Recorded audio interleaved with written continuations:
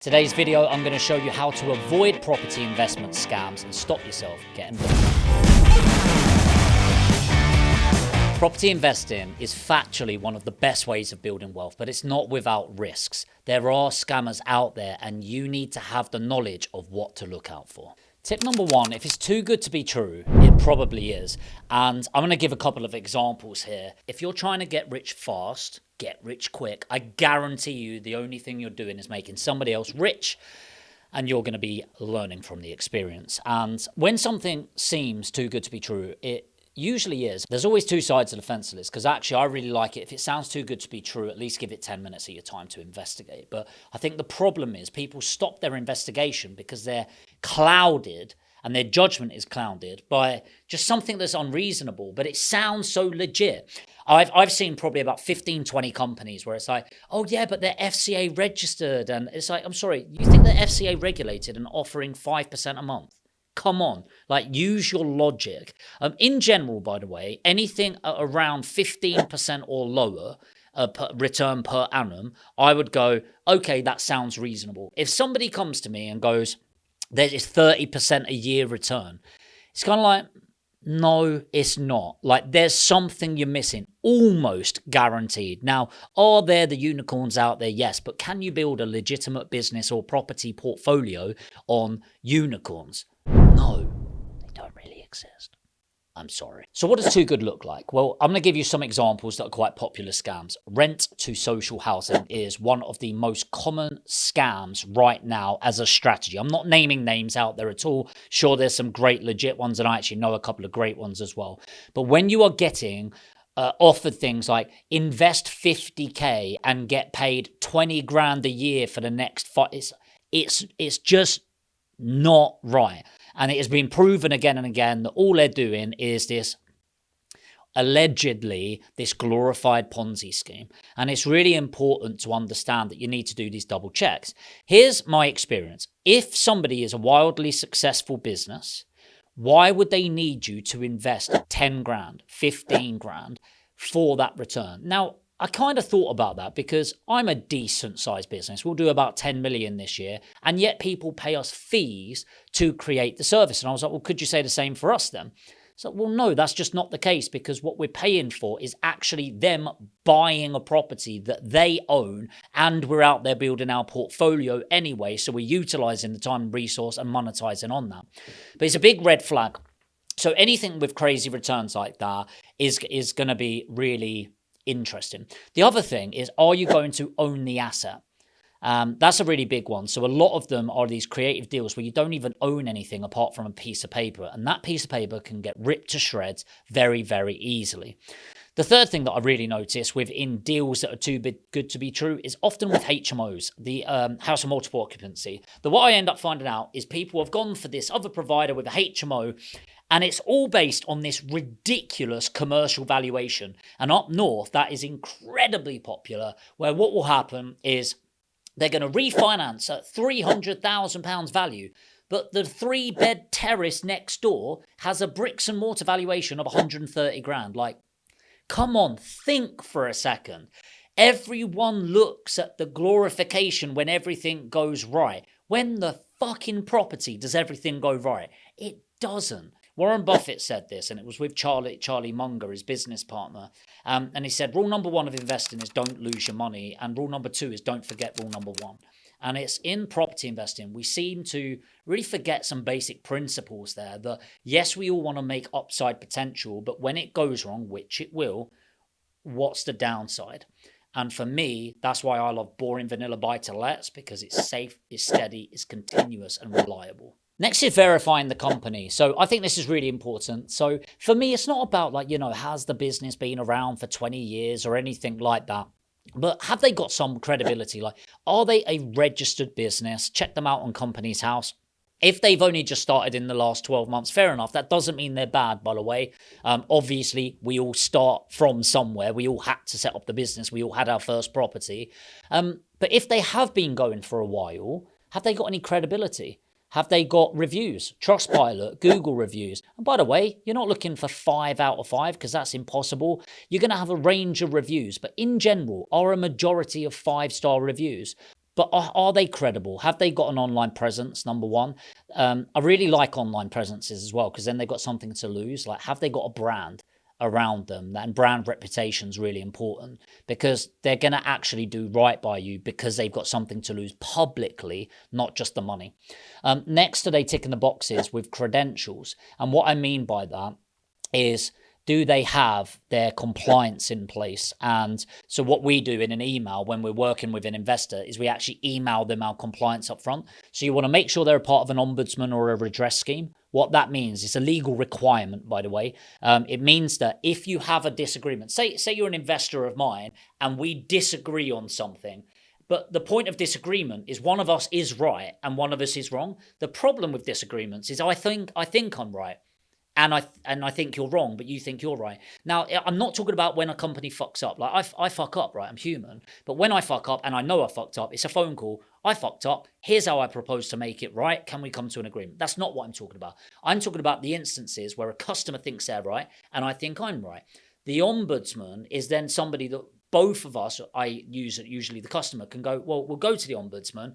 The ombudsman looks at everything and has no emotion around it. They don't care who's right or wrong. Their job is to look at the facts and go, the customer is right. This is what you need to do. Or you are right, and that's the end of it, done.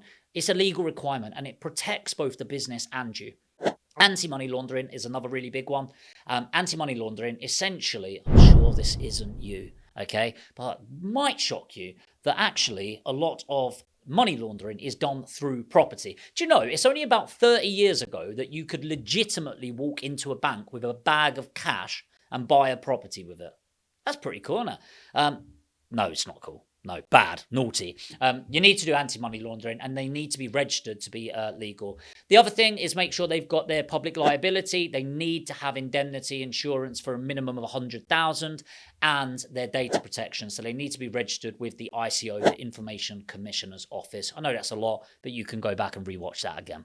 Make sure they've got it. And the reason why is if they don't have the base level of compliance, then they are starting your working relationship with a lack of integrity, which I don't know about you. I've not found one relationship that really works starting with a lie. Final top tips on that is just anything you can do to show more stability. And it just shows the level of credibility that we're not just an average provider. We are in the top 1% in the country at doing what we do. And we've won awards and been validated that way. So the reason that's really important, though, is yeah, could I still be bad with the awards? Yeah, let's be real, but it's very unlikely. And so anything you can do to checks to validate information that they are somebody that could provide a great service for you, you should do those checks. Tip 3, avoiding pressure tactics. Buy my shit now. So something I really want to say on this is a bit of applied pressure is good.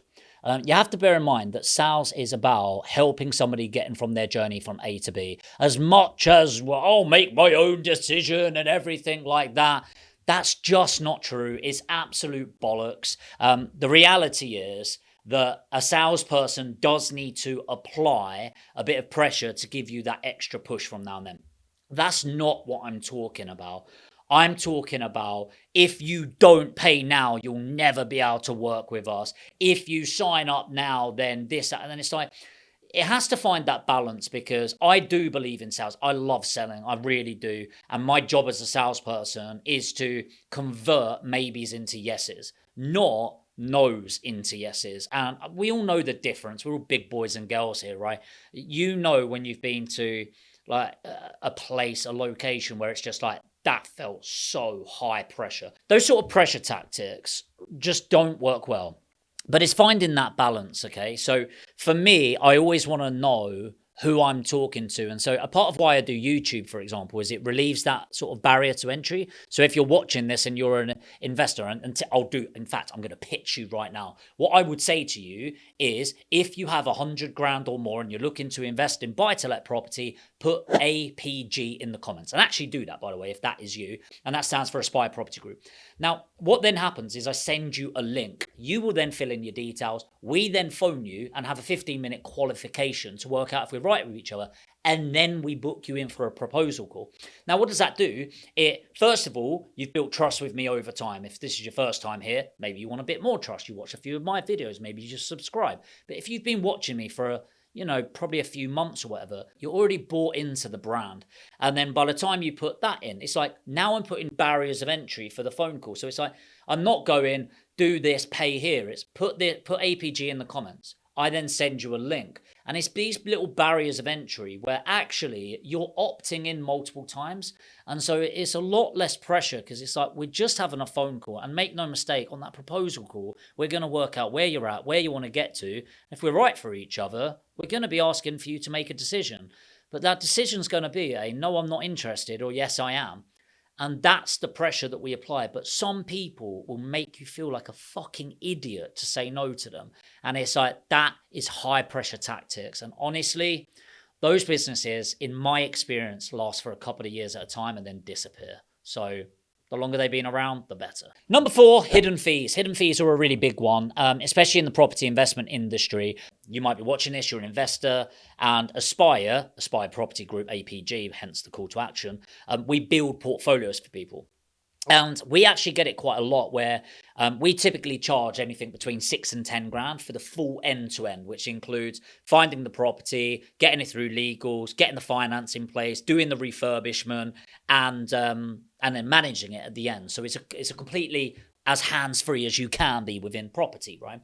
And we'll have people go, Dave doesn't exist, by the way. Dave down the road said he can do this for 4 grand. It's like, well, Dave's a fucking liar, because I've been running this business for 10 years, and I'm telling you it can't be done for 4 grand. But, of course, on the face of it, if you believe as a customer that Jamie's going to charge you, I don't know, call it 8 grand, and Dave's going to charge you 4 grand, hard to say, because obviously we'd need that chat to understand what you're looking for. I can understand why people go, well, I'll work with Dave.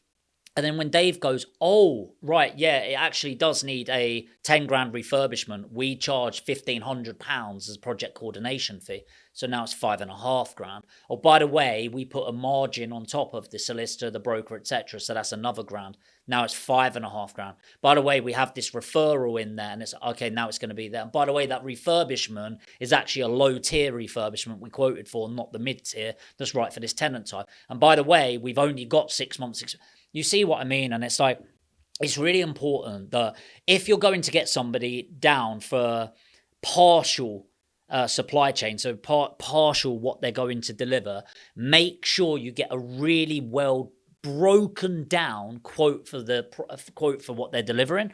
Or if it is end to end, just make sure you've got 100% clarity that for them there are no extra fees. So for us, we charge one fee. And there is, like, obviously you pay for example, the property separately, stamp duty, all of that. But we have one fee, it's upfront. This is what it is. This is what we do in return. And there is no, and we're going to ask for another grand here and all of that. It is that one-stop shop. And I'm not saying that I found that the best way to do it, because it's just very simple. It's like, we do that and we have investors. Yeah, but how do you make money from that fee? Yeah, but where else are you going to make money? Nowhere else. That's the fee that we work to. But whether it's that or a breakdown, just make sure you've got absolute clarity. And finally, get everything in writing. I think this is really important. Now, I'm not saying just because somebody doesn't get something in writing that it is automatically a scam, but often when people are making real claims, it's like, cool, could you put that in writing for me? Send me an email to give me clarity. And often it's their reaction that tells you quite a lot, because if they are somebody where it's like, oh yeah, no worries, I'll just send you a little voice note on that. It's like, no, if you could put it in an email to me, that would be amazing. And I think that's really important, just because it validates it. Now, I'm not saying anyone that doesn't put something in writing is a scammer, but it is important to make sure you've got clarification. The big reason I like things in writing is, I don't know about you, I can barely remember a conversation that I had last week, let alone something that was 2 months ago. Also, if they're a business, shock horror, you're not going to be the only person they're chatting to, right? So everything that's an agreement, an interesting idea, a concept, put it in writing. And it's something I'm trying to drill into my team right now, is if it's not in writing, it didn't happen. And this could be like an employee request to an investor request to a vendor request to everything. And make sure your investment is just as clean as possible. Let me know if you've got any other tips. Maybe I've missed some. They're my top 5, I would say. I think they're really important. And if they're kind of like the fundamentals, if they can't tick those 5 boxes for you, then what are they going to be able to deliver on? Let me know tips that you would give people. And genuinely, I hope it's really valuable, these videos, this YouTube channel. If it is, make sure to hit the subscribe button. I'd love to see you back. I want to add more value to everyone that comes. If you want to have a chat, let's book in a chat, put APG in the comments. And usually it's 50 grand per property. We work with people that have got 100k. That's not to me, that's to buy the properties. And we can have a free chat. So APG in the comments, I'll send you a link and we'll have a little chin wag.